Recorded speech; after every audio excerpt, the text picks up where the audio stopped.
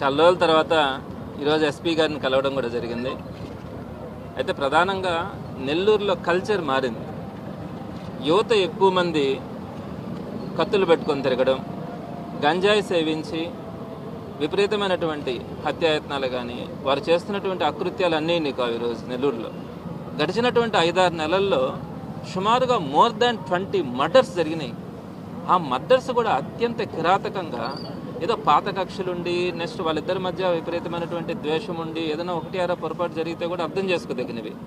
ఇవన్నీ కూడా ఎలా అయినాయి అంటే చిన్న చిన్న కారణాలతో చంపుకోవడం. వీరందరూ కూడా కిరాయి ముక్కగా తయారయ్యి ఎక్కడ ఏదున్నా కూడా ఒక 1000 రూపాయలు 2000 రూపాయలకు కూడా వీళ్ళు బయటకు వెళ్ళి కూడా వీళ్ళు ఈ పరిస్థితులు క్రియేట్ చేస్తూ ఉన్నారు. అదేవిధంగా నెల్లూరు ప్రెమిసెస్లో అవుట్కట్స్లో ఉన్నటువంటి 2 పోలీస్ స్టేషన్స్లోనే ఎక్కువ మేజర్గా మనకున్నటువంటి మర్డర్స్ కానీ ఇన్సిడెంట్స్ కానీ జరుగుతూ ఉన్నాయి.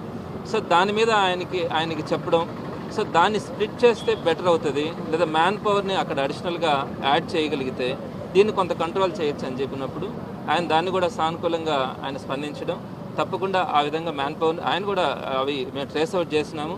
ఆ పోలీస్ స్టేషన్స్ పరిధిలోనే ఎక్కువగా జరుగుతూ ఉన్నాయి. సో తప్పకుండా పోలీస్ స్టేషన్స్ నెంబర్ని అక్కడ పెంచడానికి కూడా ప్రయత్నిస్తాం. అంటే ఒక పోలీస్ స్టేషన్ ఉన్న దగ్గర 2 పోలీస్ స్టేషన్స్ చేయడం, ఇలాంటి ఇష్యూస్ అన్నింటినీ కూడా ఎస్పీ గారితో మాట్లాడినప్పుడు ఆయన చాలా స్పష్టంగా ఒక మంచి ఒక విజన్ కూడా ఉందని చెప్పాలి. అయితే ఈ జరుగుతున్నటువంటి ఘటనలు దురదృష్టమనే చెప్పాలా, దీని వెనకాల ఎవరు ఉన్నారు ఏంటి, ఒకవేళ పొలిటికల్ సపోర్ట్ కనుక వాళ్ళు ఉన్నారు అన్న ధైర్యంతో కనుక వాళ్ళు చేస్తూ ఉండే పని అయితే డెఫినెట్గా వీళ్ళు ట్రాన్స్పరెంట్గా ముందుకెళ్లాల్సిన అవసరం ఉందని కూడా చెప్పడం కూడా జరిగింది. నెల్లూరులో జరుగుతున్నటువంటిది ఆంధ్ర రాష్ట్రంలోనే కాదు, ఎక్కడా కూడా బీహార్లో కూడా ఇటువంటి పరిస్థితి లేనటువంటి సంఘటనలు మన నెల్లూరులో జరుగుతూ ఉన్నాయి. సాయంత్రం అయితే బయట పంపాలంటే కూడా పిల్లల్ని ఇబ్బంది పడే పరిస్థితి ఉంది.